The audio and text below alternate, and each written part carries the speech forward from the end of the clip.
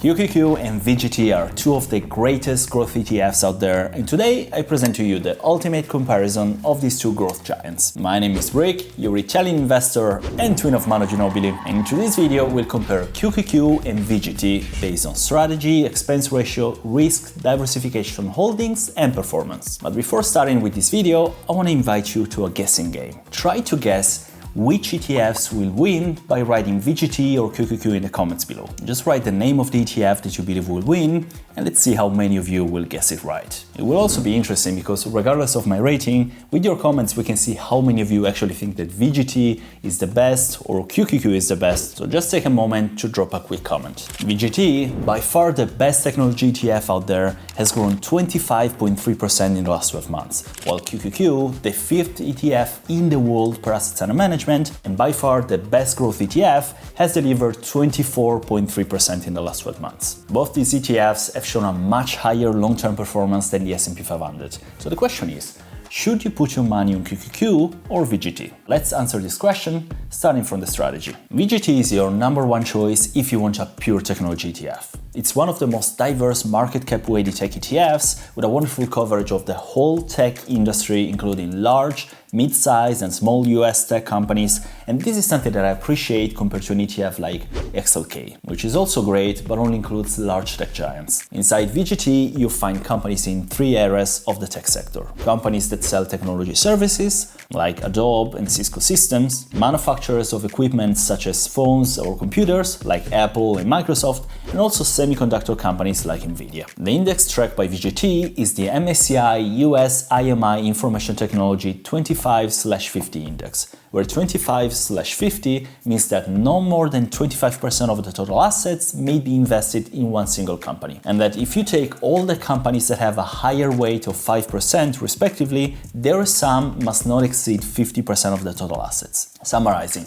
you have small, mid and large cap tech companies, and you have a cap on the weights to ensure that no holding weights too much. On the other hand, we have QQQ, which includes the top 100 market cap weighted non-financial companies which make up the Nasdaq 100 index. The primary focus is on large cap growth stocks, most of them in the technology sector, but also in the other sectors like consumer discretionary, healthcare and communication services. Just like for VGT, companies in QQQ are weighted by their market cap, meaning the largest companies like Apple, Microsoft or Amazon have the most influence in the performance of the ETF. Now, the interesting thing about QQQ and the Nasdaq 100 index is that the 100 companies chosen must be highly liquid and have demonstrated significant growth potential. So when you want to invest in growth companies but you don't want to limit yourself to the tech sector, QQQ is your best choice. Now, although both ETFs have really great strategies, I like the fact that QQQ manages to find a great growth potential in a variety of sectors. So I'm going to give here 7 points to VGT and 8 points to QQQ. The second aspect is the expense ratio, which is the percentage of the value in your possession that you pay every year as a fee. And by the way, my channel has 0 fees. So if you didn't do it, consider subscribing to it and grab a copy of my investing tools totally for free from the description below. Now, when it comes to expense ratio, consider this.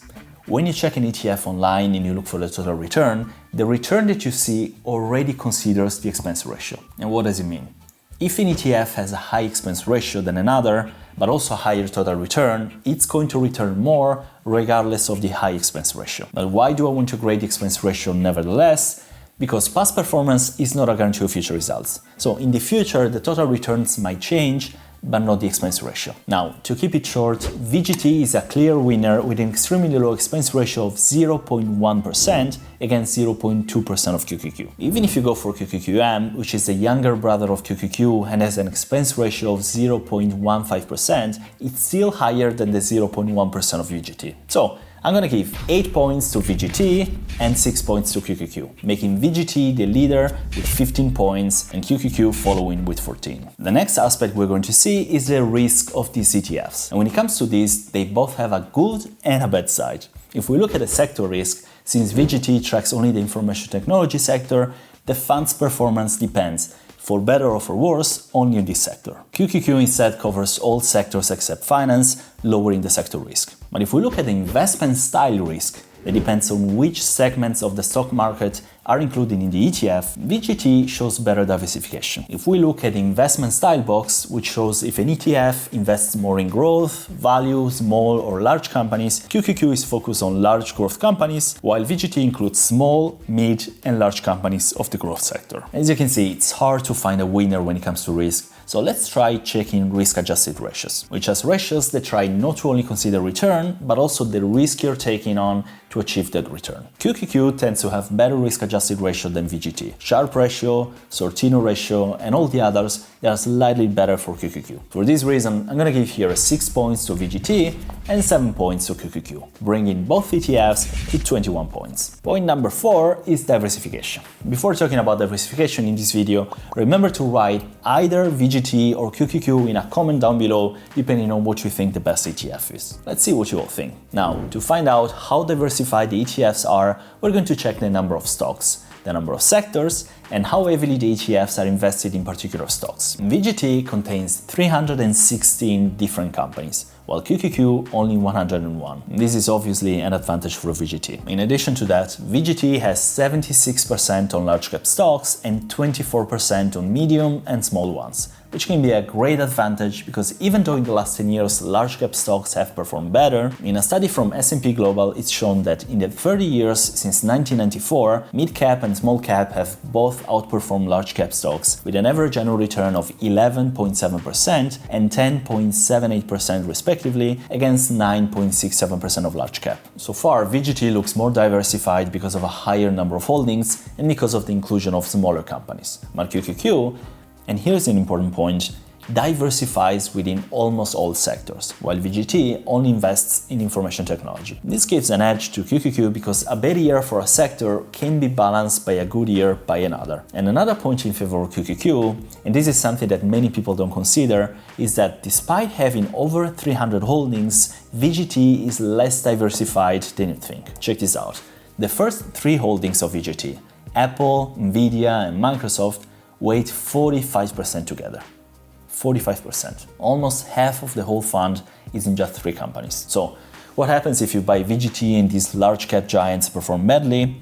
Their result is going to tremendously influence the performance of VGT. On the other hand, QQQ has 8% respectively on the first 3 holdings. So as much as I love Apple, Nvidia and Microsoft, and as much as I appreciate that VGT includes small and mid cap and has more holdings, I'm gonna give here 6 points to VGT and 7 points to QQQ, bringing VGT to 27 points and QQQ to 28. Aspect number 5 are the holdings. VGT has Apple, Nvidia, Microsoft, Broadcom, Salesforce, and so on. So a strong focus on pure technology companies. QQQ is also heavy on tech, but it also gives exposure to consumer discretionary with companies like Amazon and Tesla, as well as communication companies like Meta and Google. This is something that I honestly really enjoy about QQQ because it's not just a bet on technology, it's a bet on all the growth companies, and technology is just a part of them. Remember that even though the technology sector has been the best performer lately, a healthy portfolio should always contain the great names that belong to other sectors. I don't know about you, but I wouldn't feel good giving up the potential growth of companies like Tesla, Amazon or Meta. So if I have to grade the choice of holdings between VGT and QQQ, I like how QQQ gives me more interesting names and doesn't limit me to one sector. On the other hand, VGT has over 300 companies, and you're also going to have the small unicorns that right now nobody knows but will potentially become the next Microsoft or Nvidia. It's a really hard choice, so for this reason, when it comes to holding, I'm gonna give here 8 points to both ETFs, bringing VGT to 35 points and QQQ to 36. Alright, let's jump to the last and most thrilling aspect, which is the performance. Now, since sometimes I get weird comments, let me clarify. I'd love to be able to evaluate future performance, but I can't, because I forgot my crystal ball in the old flat when I moved out. So I'm left with past performance to evaluate, and of course, just to state the obvious, past performance is not a guarantee of future result. If an ETF performed better in the last 10 years, it doesn't mean it's going to perform better also in the next 10. Think about whoever decided to buy tech at the beginning of the year 2000 after seeing the tech market perform incredibly good in the 10 years before, and then saw such a sharp decline that they had to wait 15 long years before even getting back to the value they invested. So obviously, past performance shouldn't be seen as a promise for the future. Still, we can get an idea of how both ETFs performed during the long bull market and also during the last market crashes. In the last 12 months, VGT returned 25.3%, which is pretty close to the 24.3% that QQQ delivered, but still a little bit superior. Coming to the performance of the last 5 years, VGT delivered 151.75% versus 141.28% of QQQ. In terms of annual average return, this means that VGT returned a monstrous 20.28% per year and QQQ an almost as impressive 19.26%. Moving to the last 10 years, VGT has been a beast, with 569.58% versus 444.69% of QQQ. To put this on annual terms, if you invested in VGT 10 years ago, your portfolio would have grown at an average annual return of 20.94%, while QQQ 18.47%. Just to give you an idea of how important this 2% is, let's use the compound interest calculator, which, by the way, you can download for free from the link in the description below, and just as many other tools that I created for you. And if you do, be nice and drop a like to this video to help me out. Now, let's say that you have $10,000 that you want to invest as a lump sum and you invest them in QQQ.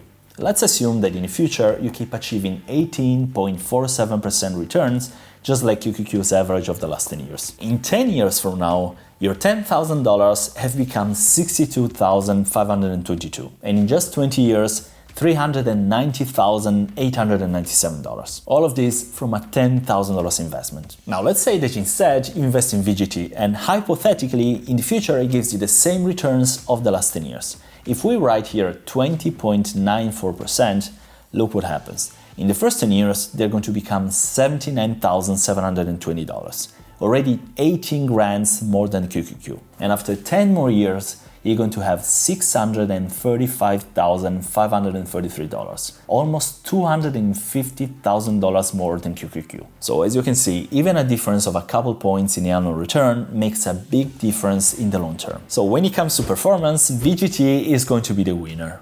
But by how much? Because right now VGT has 35 points and QQQ 36. So this grade now is going to be decisive for the winner. So if you haven't done it, remember to write in the comments below which one is your favorite ETF, and after you've done it, come back here because we're going to grade performance. So to conclude this video, I'm going to give here 10 points to VGT and 8 points to QQQ, bringing VGT to be the winner with 45 points against 44 of QQQ. Now, to be completely honest, I always used to prefer QQQ, and if you know my channel, you know that I still consider it one of the best growth ETFs ever. So when you decide what to invest in, if you want to decide at all, if you're totally focused on long-term performance, VGT might be a better choice. And if you'd rather give up a little bit of performance but improve diversification on the sectors, go for QQQ. I want to reassure you though, these two ETFs are both great and you can't do anything wrong with any of them. However, let me break balls a little bit because I hate being over-optimistic and making false promises to people. The tech sector, and by the way, the whole growth sector, are extremely overvalued. It doesn't mean that they don't deserve the growth they've had in the past few years, but what I mean is that a big chunk of the price that the sector has reached is given by expectation from the future rather than by actual company earnings. Remember that what counts in the stock market is the free cash flow that the companies return. A stock or ETF valuation can be held up by just expectations forever. And whatever happens in the next years, whatever crisis or low earnings are going to bring the whole market down. When this happens, usually overvalued sectors like tech are going to be the ones that are hit the most. So please don't overinvest in ETFs like QQQ and VGT if you're not ready to face a possible loss, and don't overestimate your ability to withstand crashes and not sell. Because when the market goes down 30-40% and you suddenly see you're losing thousands and thousands of dollars every day, it's so easy to just keep time on hands and not selling. All that said,